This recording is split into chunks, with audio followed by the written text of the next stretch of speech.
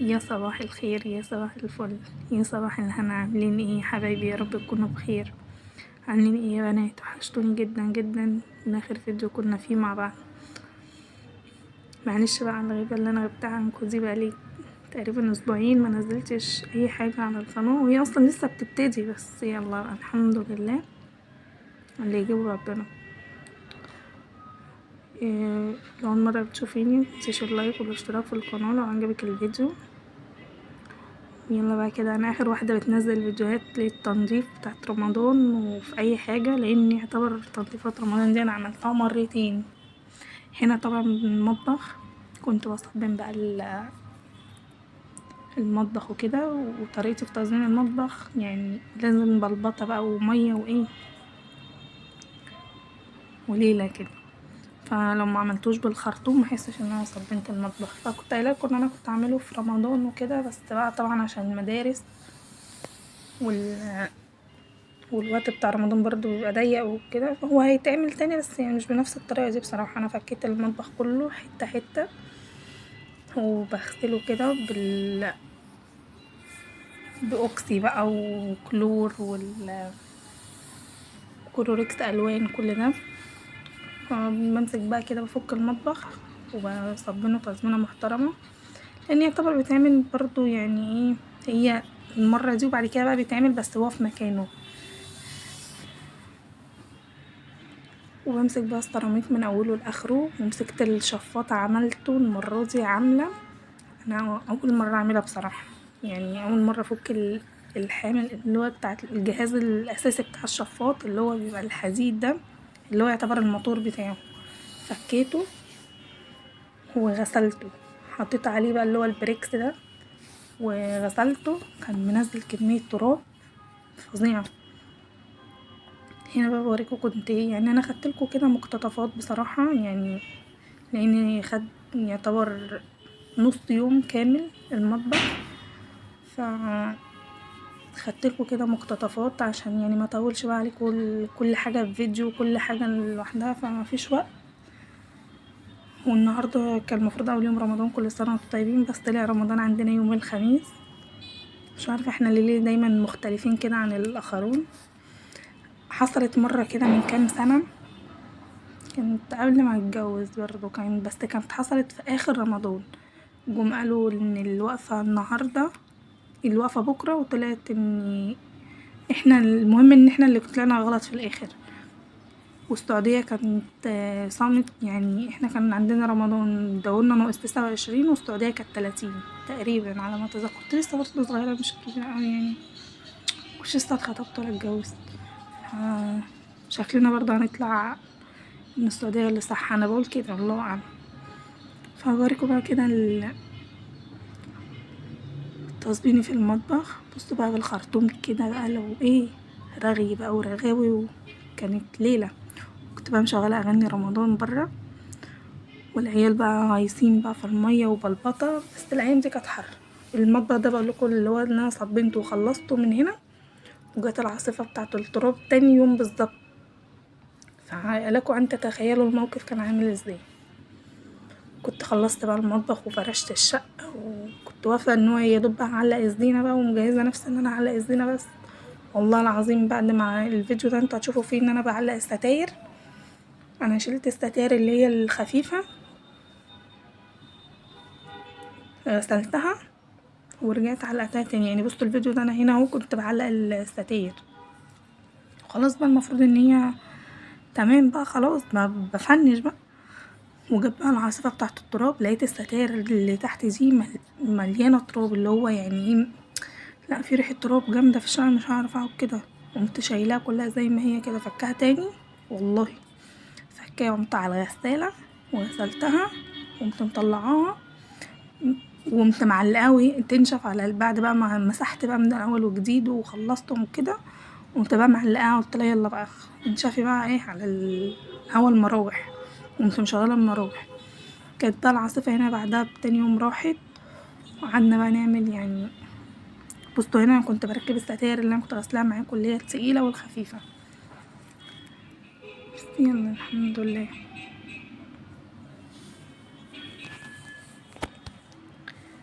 هنا يا بنات انا مش عارفه ايه حكايه عايزه حد يرد عليا بجد في الموضوع ده، عشان حاسه ان هو افور معانا اوي، لاني مش لوحدي، انا لقيت كذا حد بنفس الموضوع، فمش عارفه هي شحنه ولا كهربا ولا ايه. اي بلمس اي حاجه كهربا بصوت عالي، يعني لو لمست شباك الكهرب الستاري هنا بصوا هتلاقي بتاخد الستاره اللي هي القطيفه، بتاخد اللي هي الشيفون، وبيحصل بينهم كهربا غريبه. ف مش عارفة الموضوع ده برضو، العيال لو حد لمس تاني تلاقيه برضو كهربا كده، شرارة كده بتطلع بتاع الكهربا. فسمعت من كذا حد كده ان هو يعني منتشر الموضوع، فمش عارفة ليه.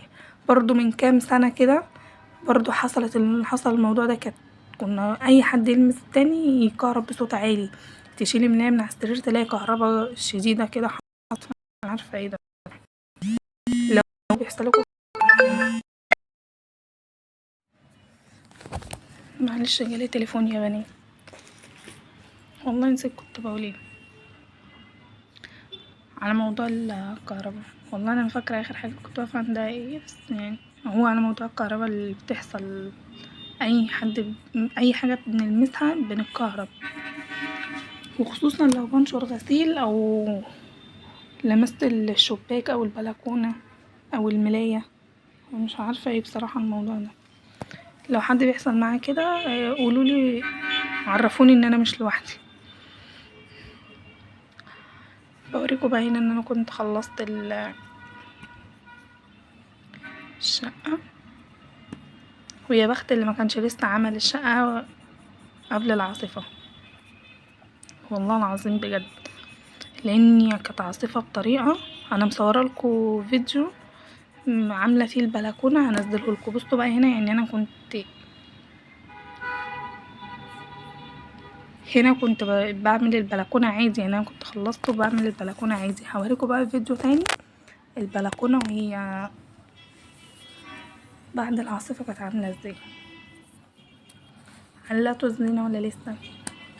وهتفطروا ايه اول يوم رمضان عشان نغش كده من بعضينا وناخد افكار؟ وهتفطروا فين اول يوم رمضان؟ انا عن نفسي افطر في بيتي، يعني انا والعيال وابوهم كده مع نفسينا،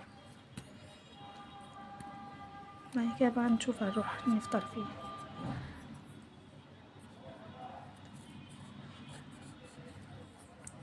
والله يا بنات انا عامله كده يعني، بس اسمعوا الفيديو للاخر، واللي هعرف اللي هو سمع الفيديو للاخر لحد ما اوصل هنا يبقى هو اللي متابعني.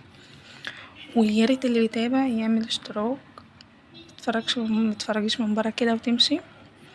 اعملوا اشتراك في القناه وسيبوا تعليقات حلوه وشجعوني يا بنات بالله عليكم، يعني عايزه تفاعل كده عشان تشجعوني ان انا انزل كل يوم. انا بقالي كام شهر كده اهو مفيش، يعني ما وصلناش حتى ل100 متابع، فحاسه ان الموضوع يعني لو تقيل قولوا، طب يعني عادي مش هزعل. فبقول لكم انا عامله بقى ايه، خطه كده همشي عليها باذن الله بدون مقاطعه في رمضان، ومن ضمن الخطه ان انا هنزل فيديو كل يوم، فده يرجع ليكم لو شجعتوني او لا.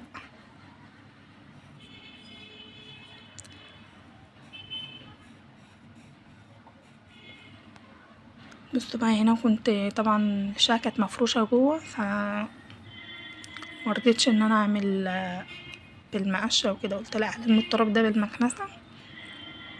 وهنا كنت هغسل المكنسه، فقلت لها يلا بقى ايه بالمره خدي دورك واكنس بيكي البلكونه والم بيكي التراب ده، وبعد كده اغسلك. فكيتها بقى حته حته وغسلتها، وغسلت الكيس والفلاتر بس انا اللي هي مش عارفه اسمها ايه المقشه بتاعتها دي، ولا اسمها ايه اللي هي الحته اللي تحت دي عايزه تتغير. هنا بقى كنت بمسح البلكونه ولمعت الازاز طبعا.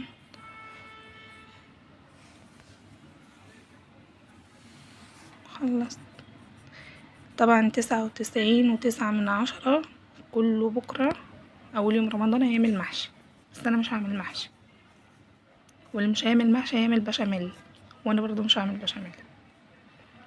نعمل اقول لكم ولا اوريكم؟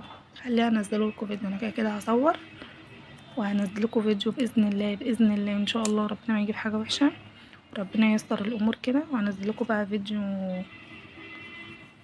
من اول بكره نبتدي بقى كده مع بعض كل يوم فيديو. هنا بقى كنت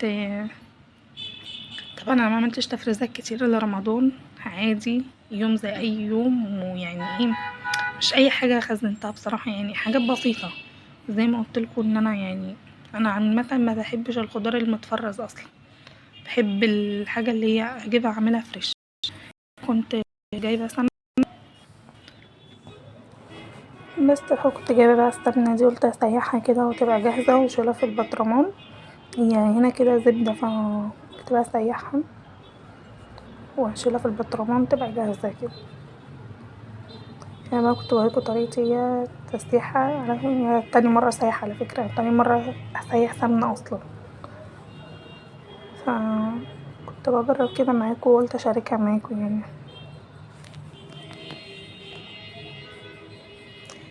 انا هنا حطيتها في الحلة وشغلت عليها النار تبقى وسط كده لحد ما توصل هنا بقى كده، لحد ما كلها ساحت يعني كلها فكت كده من بعضها، بتبقى موطية عليها ايه على شمعة كده، وسبتها كده مع نفسها. بصراحة ما خدتش وقت خالص، يعني كل ده ما خدتش تقريبا بالظبط نص ساعة على النار بالظبط، من ساعة يعني من بعد ما فكت نص ساعة وكانت اتسيحت. بس فهنا بقى كنت واخدالكوا كده بوريكوا بصوا هنا بعد ما كانت خلاص فاضلها حاجة بسيطة، كل شوية كده كنت بدخل هي بقلب فيها لحد لما اللي على الوش ده كله ينزل تحت تبقى هي المرطة. بصراحة المرطة بتاعتها كانت تحفة تحفة تحفة تحفة تحفة. واول مرة اجيب اللي هي البقري، انا على طول بجيب اللي هي الجاموس اللي هي البيضة، السمنة البلدي اللي هي البيضة. اول مرة اجيب اللي هي الصفرة اللي هي بتاعت اللي هي البقري، بصراحة احلى من الجاموسة بكتير، خفيفة طعمها حلو، مش دسمة الدسمة اللي هي بتاعت التانية دي. وكمان يعني المرطة بتاعت دي احنا كلناها في العشاء، يعني كانت حوالي الساعة 12 تقريبا، 12 او واحدة حاجة زي كده، فاللي هي بقى تعمل بقى حمو كده على لا على الصدر كده، لا بصراحة كانت خفيفة وطعمها تحفة. بصوا هي هنا كده كانت خلاص، قفلت بقى هنا قفلت النار خلاص، اللي على الوش ده هينزل اول ما اطفي النار كل ده هينزل تحت.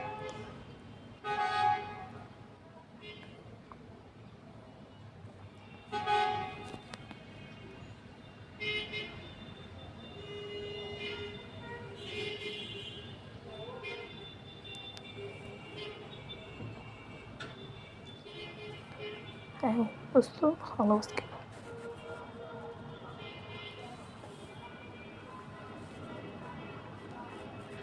وهستنى رايكم في اللي انا قلته لكم، واستنى اشوف انتوا بتشوفوا الفيديو اصلا ولا لا للاخر، واستنوني بكره ان شاء الله بيوم جديد وفيديو جديد. كل سنه وانتم طيبين، باي مع السلامه.